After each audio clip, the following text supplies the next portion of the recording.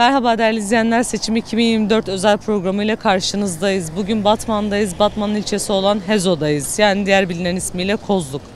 Burada bugün hem kayyuma ilişkin sorularımız olacak, hem belediyecilik anlayışına ilişkin sorularımız olacak, hem de DEM Parti'nin biraz çalışmalarını soracağız. Hazırsanız hep birlikte başlayalım. Ama dipnot olarak şunu da vermek istiyoruz. Geldiğimizde gördüğünüz gibi birçok yol çalışmasının ne kadar berbat yürütüldüğünde şahit olduk. Bakalım yurttaşlar nasıl değerlendirecekler? Hep birlikte başlayalım.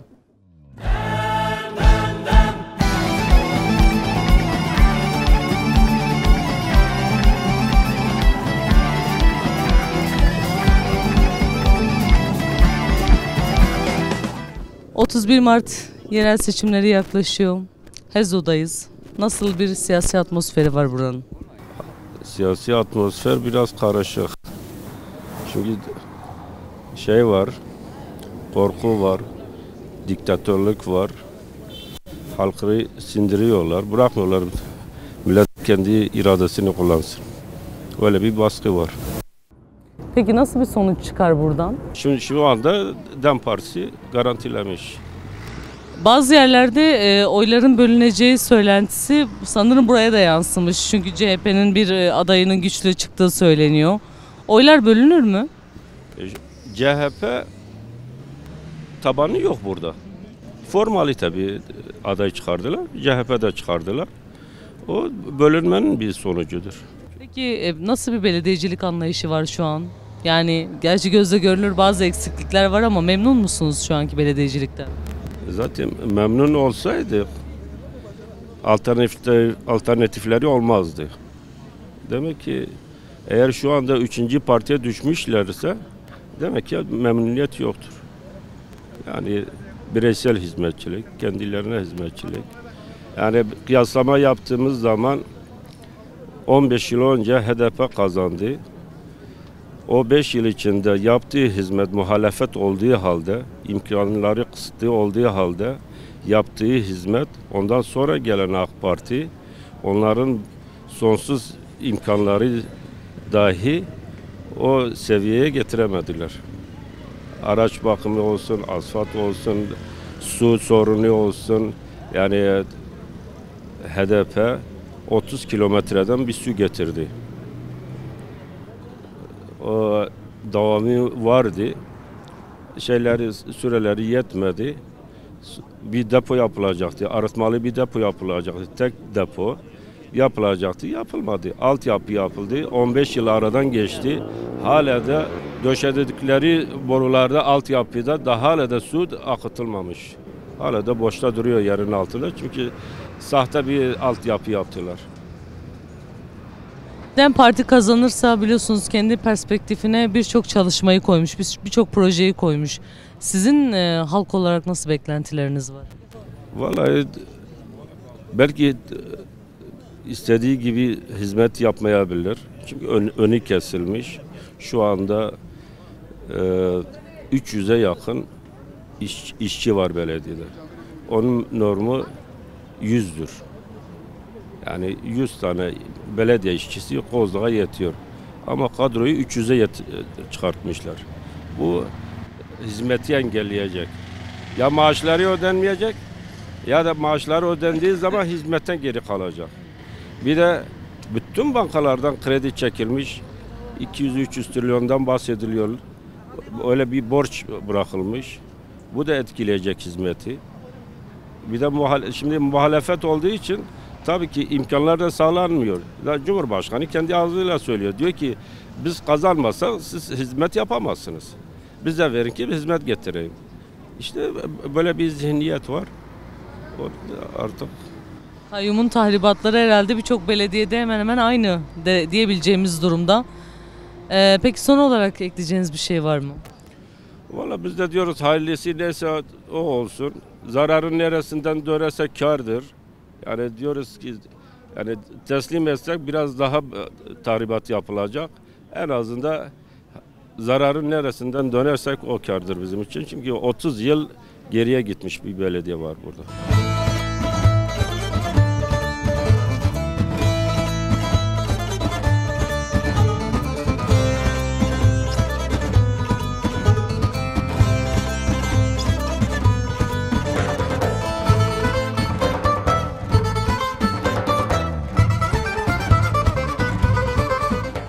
Öncelikle merhaba. Merhaba. Şimdi yaklaşan bir yerel seçim var biliyorsunuz. 31 Mart'ta seçime gidecek herkes. Kozluk'ta nasıl bir siyasi atmosfer var? Nasıl çalışmalar yürütülüyor?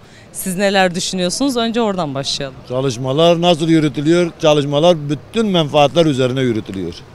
Komple menfaatler üzerinedir. Şimdi Hezo'da biz daha gelirken bir sürü yol sorunu gördük. Daha öncesinde bildiğimiz kadarıyla içme suyu sorunu bile var.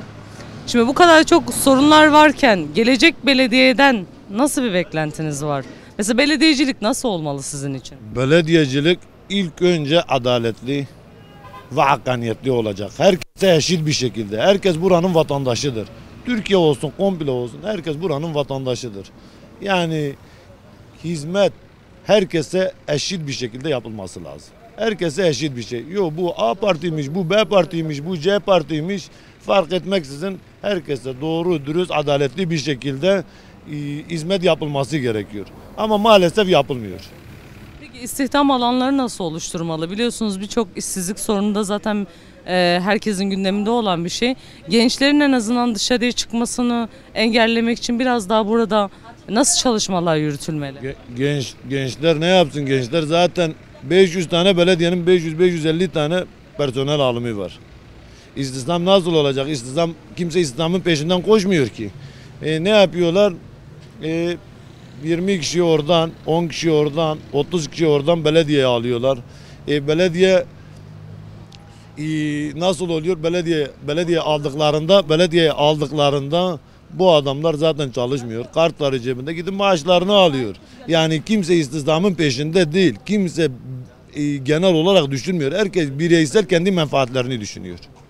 Peki var mı sizin kafanızda böyle bir siyasi parti oy vermeyi düşünüyorsunuz? Var. DEM Parti. Peki DEM Parti yani biliyorsunuz HDP geçen seçimde %49 gibi bir oy almıştı. AK Parti'nin de %45'ti. Aslında oy oranı aralarında biraz böyle azdı. %2'lik gibi bir oran. Bu seçimde ne olur sizce? Bu seçimde ben diyorum DEM Parti gene evinde yatsa da hiç çalışmadan da kazanır. Çünkü kemik oyları var. Ben diyorum kazanır yani. Bu benim görüşümdür. Yani menfaat, çıkar çatışmaları olmasa zaten kimse de DEM Parti'den alamaz burayı.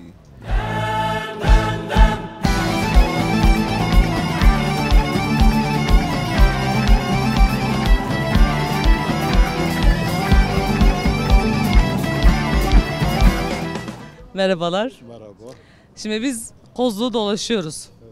Burada gerçekten farklı bir siyasi atmosfer var. Biz biraz daha belediyeciliği size sormak istiyoruz. Belediyecilikten, şu anki mevcut belediyecilikten memnun musunuz? Belediyecilikten şu an memnun değiliz. Daha önce HDP'ye oy vermiş biri olarak mı bunu söylüyorsunuz? Peki altyapı sorunundan içme suyu sorununa kadar birçok sorundan bahsediliyor. Buranın sorunlarını bilmiyorum. Köyde kalıyorum ya. Köyde nasıl sorunlar var? Köyde de valla zaten bakan yok. Yani lokarlarımız hep dışarıdan yani açıktan. Yollarımız bozuk, daha mahalle yolu yapmamışlar. O konudan yani memnun değiliz bunlardan. Peki gelecek olan parti, yani siz kime oy vermeyi düşünüyorsunuz? Onu bir söylerseniz ona göre soruyu da devam ettireceğim. DEM Parti'ye veriyoruz. DEM Parti gelirse onun kendi çalışmaları var, yani çizdiği çerçeveler var, işte yapacağı çalışmalar var. Sizce biraz rahatlayacak mı bu köyleri ve merkezi? Öyle düşünüyoruz. Başka ne beklentileriniz var belediyecilik olarak DEM Parti'den? Valla belediyecilik şimdi şöyle yani biz istiyoruz ki partimiz kazansın. O konu odur. Başka bir şey yok. Merhabalar. Merhabalar. Dolaşıyoruz çarşının içine. Şu an Hezo'dayız, Kozluk. Nasıl bir siyasi atmosfer var burada? Biz bu adam kesinlikle kazanmıyor. Bütün millet bundan caymış bir insandır. Peki nasıl bir belediyecilik yaptı şimdiki belediye başkanı? AK Parti'de çünkü. Bu hiç yani kendi cebi için gelmiş bu adam. AK Parti'ye geçmiş. Kayyum atanacak diye korkmuş adam. AK Parti geçmiş. Yoksa yani bu belediye başkanı ben hiçbir faydasını görmedim. Ben 6 senedir burada Kozluk'tayım. Kozluk'ta oturuyorum. Bu belediye başkanının hiçbir faydası görmemiş. Bütün millet kime sorarsanız da sorun.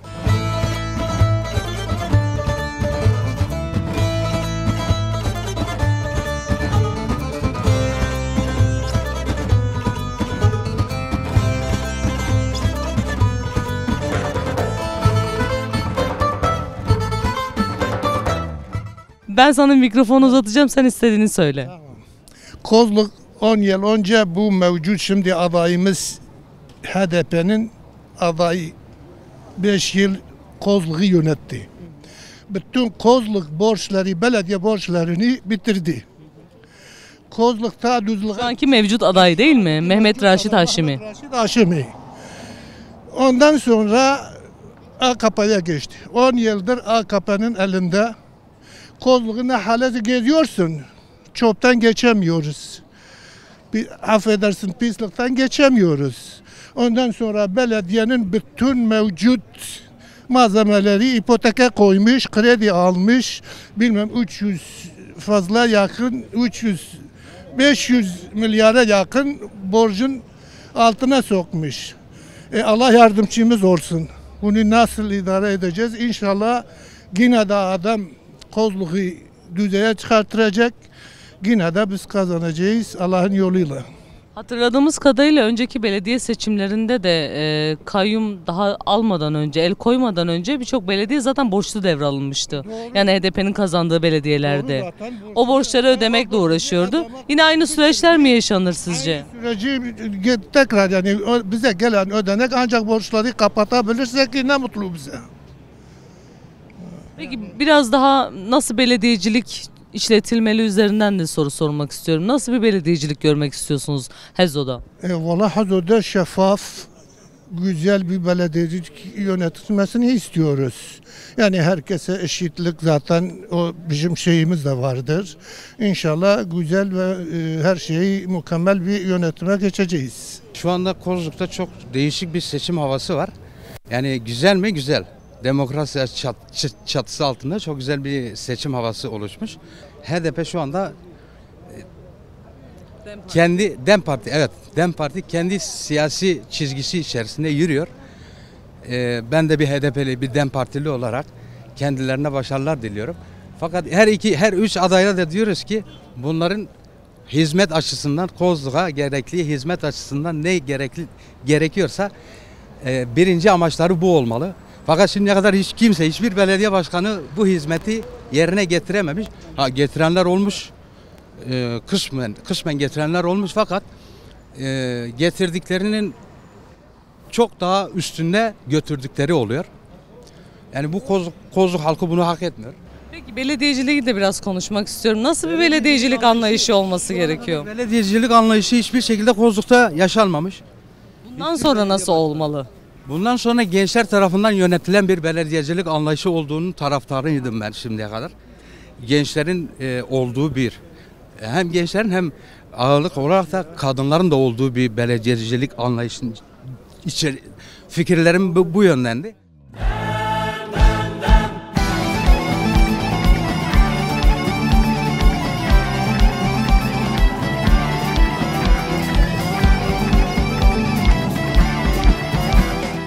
31 Mart'ta yaklaşan yerel seçimleri aslında biraz konuşmak istiyoruz. Burada Hezo'da nasıl bir siyasi atmosfer var?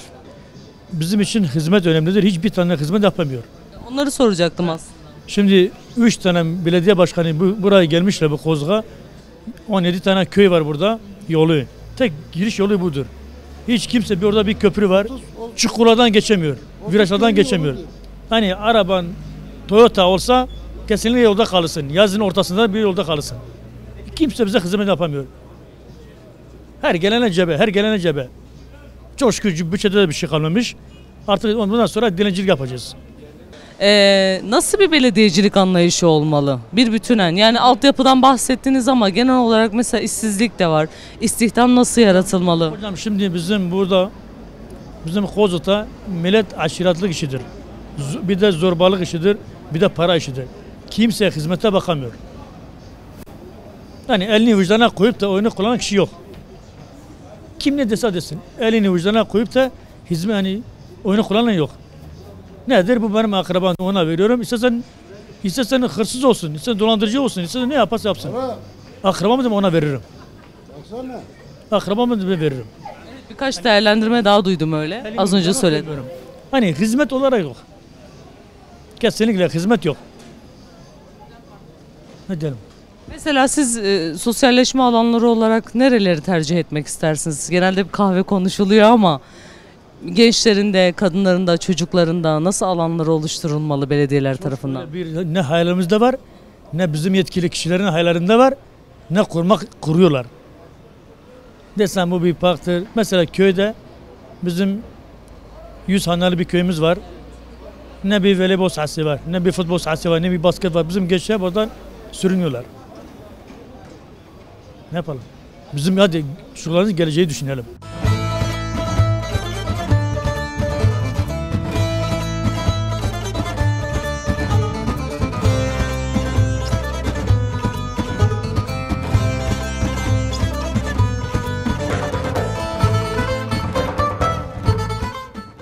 Merhabalar amcam.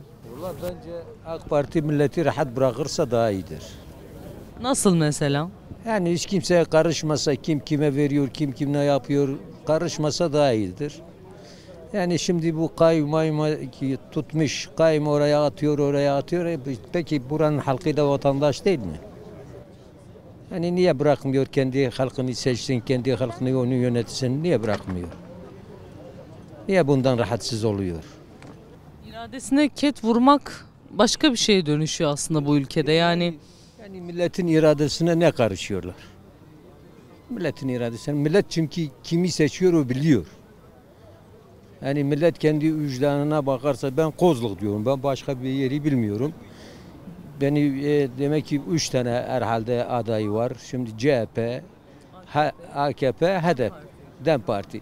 Bu DEM Parti kimden sorursa sor, diyecek vicdanen derse de elini vicdana koyarsa diyecek Haşemi Raşid Haşemi onlardan daha şeydir. Eşittir. O bir dönem belediye başkanlığı yaptı. Demedi bu AK Partilidir, bu HDP'lidir, bu CHP'lidir, bu şudur, bu budur. Eşit olarak çalışıyordu. Aslında bu aday daha önce denenmiş, başkanlık yapmış bir aday. Yani her şeyi aslında somut gerçekleştirmiş, öyle kafada karışıklık yaratmıyor. Pişman oldu. Onu Kozluk halkı pişman etti. Yani Kozluk o gelmiyordu, aday olmuyordu. Millet rica etti gelsin aday olsun. Ama ben şahsen ona söyledim, dedim gel aday ol. Nasıl hizmet ettiğini biliyorsun en azından. Biliyoruz, milleti eşit tutuyor. Demiyor bu HDP'tir, bu AK Parti'dir, bu CHP'dir, bu şudur, budur demiyor. Eşit olarak çalışıyor, onun elinde ne gelirse öyle çalışıyor.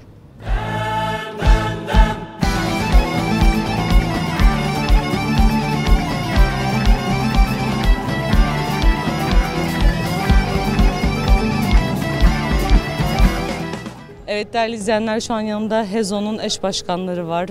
Kendilerine sorularımız olacak. Hem ilçeye dair hem kendilerine dair. Önce kendilerini tanıtarak başlamalarını isteyeceğiz. Merhabalar. Öncelikle sizi tanıyalım. Adım Hülya Öztekin. Batman Gercüş doğumluyum. Yaklaşık 20 senedir Kozluk'ta yaşıyorum ve 13 senedir esnaflık yapıyorum. Esnafın halinden de anlıyorum diyeyim. Burada çalışmalarımız güzel gidiyor. Özellikle kadınlara yönelik birçok projelerimiz var. Çünkü Kozluk'ta maalesef bu konuda eksik kalınmışlık var. Bu konuda diyoruz ki Kozluk için, kadınlarımız için güzel çalışmalar yapacağız. Özellikle mesela az önce değindiğim gibi bu kahve alanlarını biraz azaltıp en azından bertaraf edip biraz kadınlarımızın sokakta daha rahat yürümesini sağlayabilmek. Taziye evlerimiz yok. Kadınlarımız bundan da çok şikayetçi. Sosyalleşme, aktif alanlarımız yok. Birçok eksiğimiz var. Biz Kozluk için, gerçekten hizmet için geliyoruz Kozluk'a ve bu sıcaklığı halkımız içinde yakaladık. Yani seçim çalışmalarındayız. Ev ev geziyoruz. Sokak sokak halkın taleplerini dinliyoruz.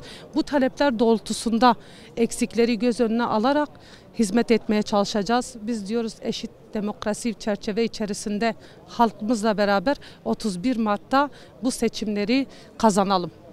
Biraz projelere girdiğiniz zaman ben daha açmanızı isteyeceğim. Mesela kadınlara dönük, özellikle kadın ve çocuklar birçok noktada belediyecilik anlamında hiç hizmetten yararlanmayan kesim olarak değerlendiriyoruz.